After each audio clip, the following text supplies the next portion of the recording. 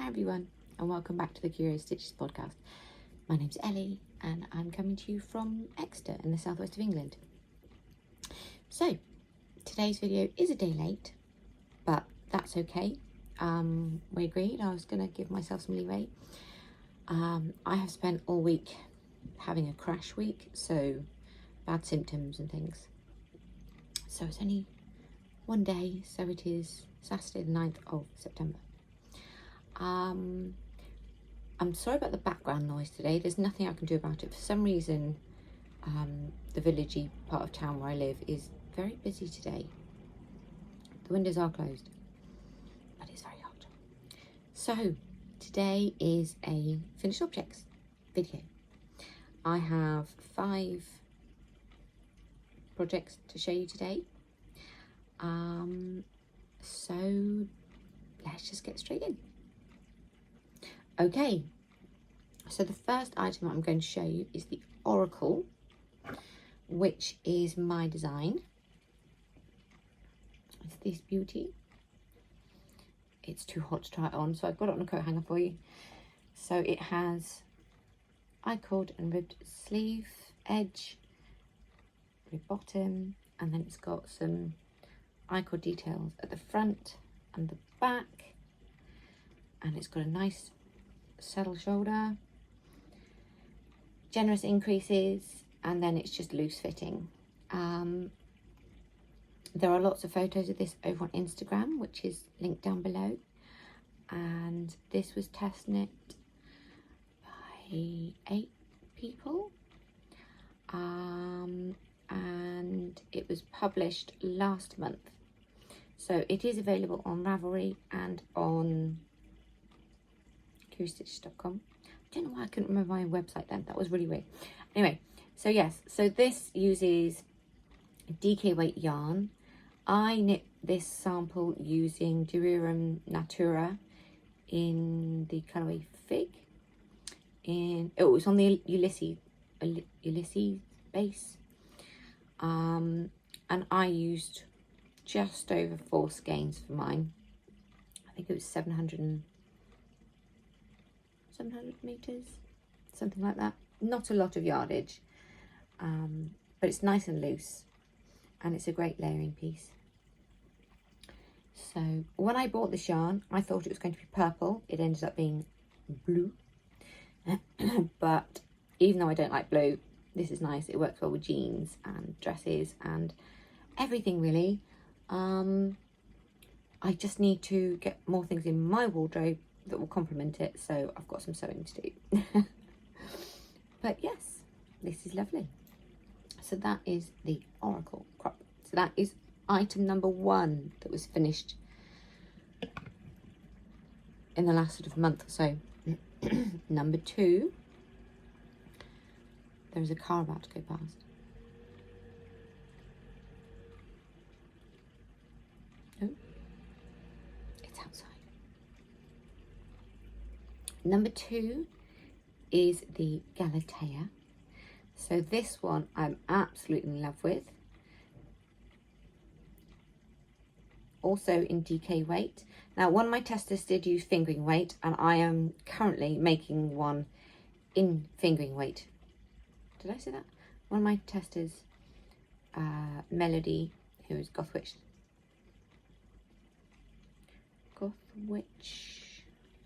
See, I don't want to get your name wrong, Melody. I'm just going to look you up. Gothwitch Designs, yeah. Knit this in fingering weight as well. So this one, it's knit bottom up until you separate here, and then you knit more for the front panel, and then you work from the top over to the back, and you join at the back and then knit down here, and then it's all kitchened together deliberately. Now some people have said, why didn't this piece go from the bottom up? And that, just that area there of Kitchener or grafting helps prevent sagging, because otherwise this might sort of pull down and misshape. So that provides some structural support. So you'll have seen photos on the internet, so on Instagram and on the pattern page on Ravelry and on my website. So this sort of goes between your shoulder blades, and then you've got this strap sits here, and then this strap is meant to fall like a sash or swag on your shoulders. This one takes just over 400 meters, I think. I used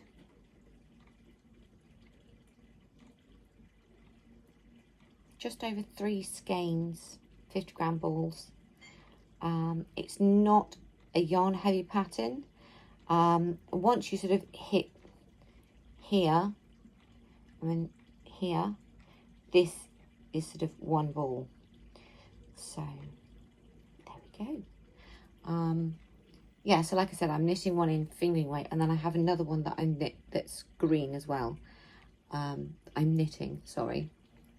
It's in my basket of whips down there, but you'll have to see that in next week's what I'm working on video. Okay, so just a little admin bit here. I'm showing you the casting mitts today, not the Athema, because I give my testers longer to finish it. Half have finished, half haven't.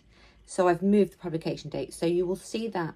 I'll do another little reel short video nearer to the time, and then I'll show you more next month when it's actually come out. So casting mitts, these are done. I am a sucker for weaving in ends. I can't do it. Well, I can do it obviously, but just no. So these are finished. These are the DK weight casting mitts that I've been promising everybody, and these are the short version. The long version you'll see next week because I've not quite finished them. And then there is a third version which has got a flip mitt and a flip thumb, which is kind of cute. So these will be coming out very soon. I'm not going to say an exact date because I have a bit more knitting to do, and I need to make sure that my test knitters have finished as well. So these are the DK weight yarns. You need, for the short ones, you need a maximum of 50 grams for the main colour, and you can use literally 10 grams for the contrast colour per mitt. That's for all sizes. So if you knit the smallest size, you'll need less. If you knit the medium, you know, so sort of 10 grams. You'll need a 20-gram skein of DK weight yarn for a full pair of mitts for the contrast. The longer ones is an extra, sorry, I realised I'm wearing my hand, extra rune. But yeah, you'll see those next week. So these are coming soon. So that is 3 of my designs that have come out and are coming out. Next, of course, I still knit socks. So again, ends. Just keeps things a little bit saucy. So here we go. These are my socks. They're just vanilla socks. It took me quite a while to knit on these, just because I started knitting them a while ago when I was getting my health back. So this is the Hobby Halloween sock yarn. It's one of their Halloween colours from last year. I can't remember if it's witch or zombie. But yeah, it's workhorse sock yarn. It's not the softest sock yarn. It's nylon and superwash wool blend, as opposed to merino or BFL or something. So they're on par with sort of, I'd say, opal or regia sock yarn, like softness wise. So they're a bit more rustic than I like. I like really soft things because I've got hypersensitive skin to, I mean, these are making my hands brittle because they're itchy. My feet are more hardy to soft things. or itchy things. So yeah, sock number 1 and sock number 2. These have been washed and blocked. I am a absolute naughty person. I was going to say a swear word, but I won't. And I literally will probably wear these for 6 months and then go, fine, I'll weave in this string. It drives Abby mad because I walk around and I've got like a little piece of floof hanging out of my sock. Each to their own, you know. I'm not bothered about the fact that the stripes don't match up, because it now means that I have enough to do a pair of shorties with a contrast heel, toe and cuff. These are 62 grams. 62 grams. I'm trying to figure out some maths. 4 grams a metre. 4 metres a gram. So yeah. So I have enough for another pair. Someone across the road has just started up the motorbike. Hold on. I think they stopped playing with the motorbike.